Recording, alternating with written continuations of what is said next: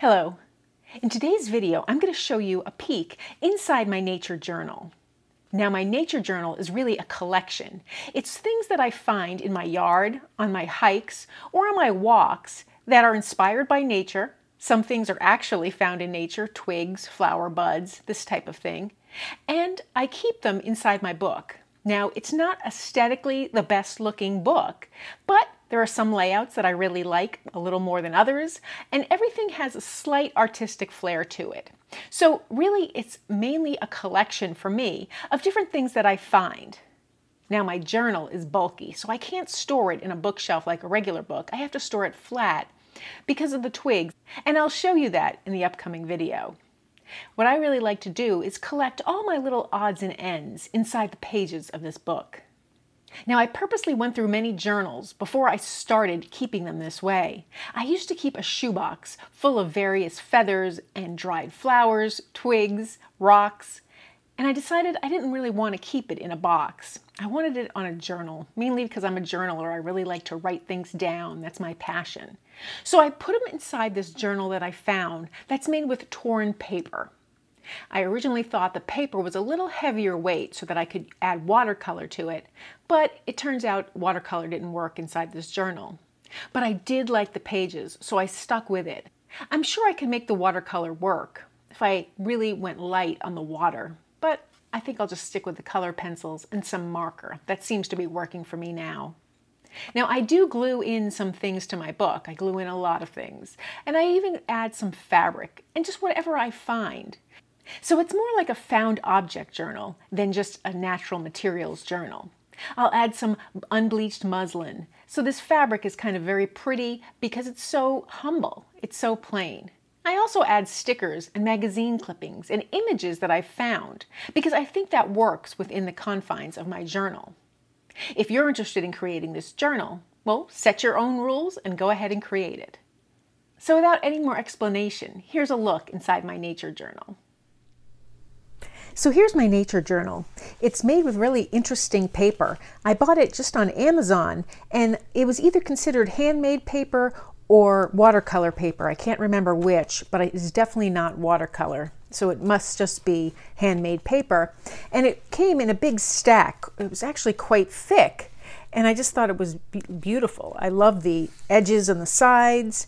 The paper is a little hard to work with for making drawings, so I'm not looking for perfection, but I use it more to collect my goodies here, my little treasures that I find out in nature, and the ones that I can't find or are too bulky or whatnot, I'll make sketches of or I'll include pictures of, so I don't even have to do all the artwork. What I really like about this journal, even though the paper is a little finicky and difficult to work with, is that it has those two holes, which I can always add more if I want. But this allows me to add additional pages as I want, and it allows me to just take a piece of paper and take it with me and use it to fill if I want to sketch on site or if I want to work on it and let it dry. Now, I found that using watercolor is a terrible idea. The paper is not sturdy. I haven't used acrylic paint, but I think acrylic paint would work a little nicer. It has less water content, and I would just be careful. I currently use a lot of marker and colored pencil, and that seems to work okay. You'll see that as I show you what's inside.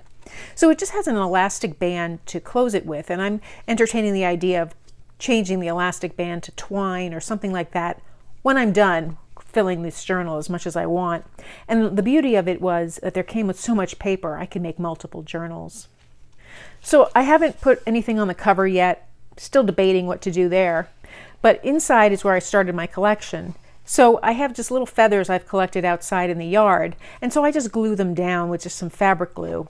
And I also sketched a feather here just to go with the feathers, and I can continue to add to it as I want or make sketches or any notes that I have about feathers as that progresses. So that's kind of the beauty of this, is that it's an ongoing project. The Plumerias were in bloom this year, and they were quite striking, and they lasted for so long, much longer than I remembered. So I wanted to put them in my journal, but they disintegrate very quickly. I could press them and have the dried flower in here, and maybe I'll do that at some point, but for now I just did my sketches. Now I started this one with a painting and it buckled the paper and it made the paper very damaged, so I decided to go back to colored pencil and I just worked on that. I did include some twigs here just because I liked that natural element along with this. Now this page is not complete, but it is a start. Now one thing I like to make is that I like this journal to be bulky, so that's why I added the twigs. But if that's something you don't like, you don't have to do that. There are a lot of parameters that you can set for your journal. Here I included a piece of burlap because I just think that's such a natural element, and I think I'll include a green sprig of either an evergreen or something on top of it at some point. But I sketched a little pine cone here to go with that. I thought it played off the burlap nicely. So there's really no rhyme or reason to my book here. There's nothing set. It's not done numerically by date or by season. It's just whatever I wanted to do and put inside the journal, and that made it really enjoyable. I found some tree bark after a storm, and so I pressed it flat and then I just glued it to the book.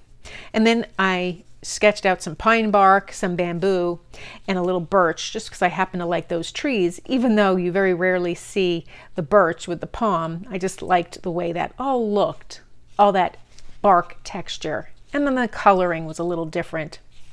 I can continue to add here as I want. Again, an unfinished page. So here I have some butterflies. Now I do tend to find butterflies, and at some point I hope to find one to add to my book, and I'll probably cover it with a piece of plastic just because they're so fragile. But I did a few butterfly sketches of some beautiful wings, and then I had some cutouts of butterflies, and I also found some little plastic ones that I think you use in soap making. I don't make soap, so I just included it in my book here, and it's kind of a very fun, beautiful page. And again, another ongoing page. Here I just have some mushrooms. Most of these are sketches, and then I have these little stickers that I had as well.